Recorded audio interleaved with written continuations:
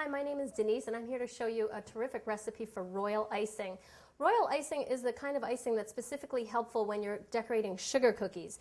It has a consistency that allows you to decorate the cookies smoothly, and it also is very good icing to put in a piping bag, and so you can pipe little details. It only has 4 ingredients in it. I have a pound of sugar in the mixer, and I've taken a combination of half lemon juice and half water. It's about 7 tablespoons. That'll add a little bit of tartness to the recipe to offset some of the sweetness from the sugar. The last ingredient is powdered egg whites. I have a 1/4 cup, and powdered egg whites are much more readily available in supermarkets in the baking section. And I like the powdered egg whites because they're salmonella free. You don't have to worry about any health issues with them. And also the best thing about the egg whites in this recipe is that it helps the sugar to harden. And so it's definitely an important part of the recipe. So I'm going to go ahead and add all of the liquid into the sugar and the egg whites.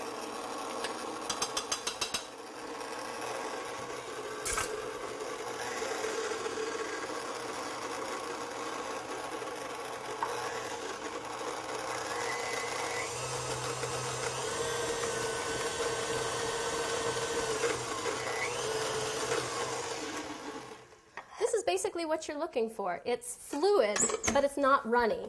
And it's, you can see it, you should be able to make a figure 8 in the bowl actually, and you should see the figure 8 for a moment. So this actually is the same icing you would use if you were making a gingerbread house. It's just you would probably have a lot more sugar in it. It would be a lot stiffer.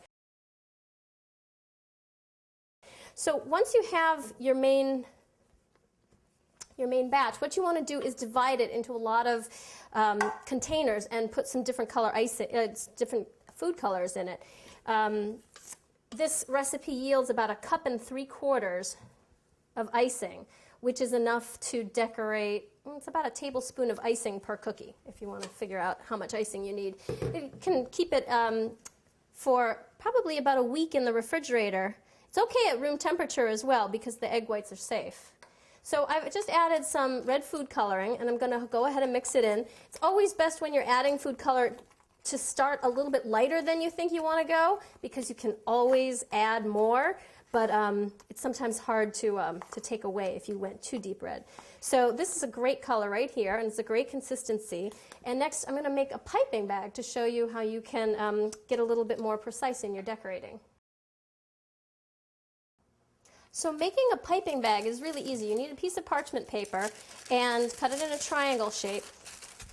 You make a cone out of it by folding the sides just like that, and then you pull the 2 points close to each other so that up here, so that down here you have a really sharp point. Now you can just fold it over like this, and that should be enough to seal it, but I like to put a little piece of tape on. That makes me feel better, so I do. And you know, you can buy those little gel tubes of frosting in the supermarket, but they're ridiculously expensive, and it's just much easier to make it at home. And you've got your royal icing that you go ahead and put in.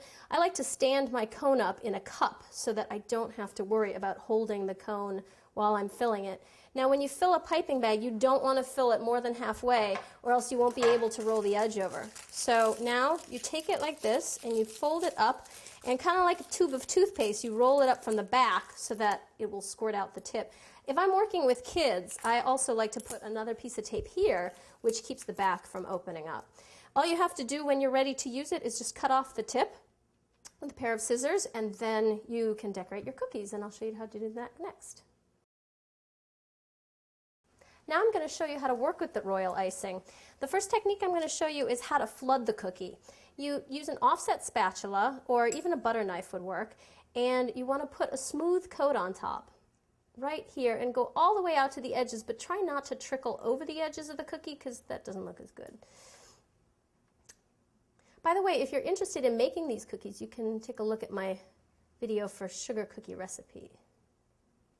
So now the cookie is flooded with the orange, and I made 3 other colors. I have green, yellow, and red. And when you're using a piping bag, again, like a tube of toothpaste, you want to press from the back. Use your dominant hand to hold the bag and guide it with your non-dominant hand. I'm going to go ahead and make some veins. Make a line.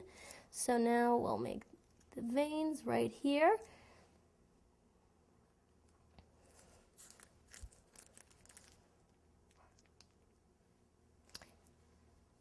Now you could leave it like that, but what I like to do is I take a skewer and I kind of mess it up. Don't mess it up to the point where you can't see the individual colors anymore, but that'll sort of give you those dramatic colors like a real leaf would have during the fall. So now you want to go ahead and dry your cookies. They can sit out at room temperature a couple hours or overnight. Of course, the kids would probably love to eat them just as is. You can see after they've sat out overnight, they look like this. The finish is very matte versus the shiny here. And if you want to find out why these cookies are on a stick, you can watch one of my cookie bouquet videos. Hope you enjoy decorating.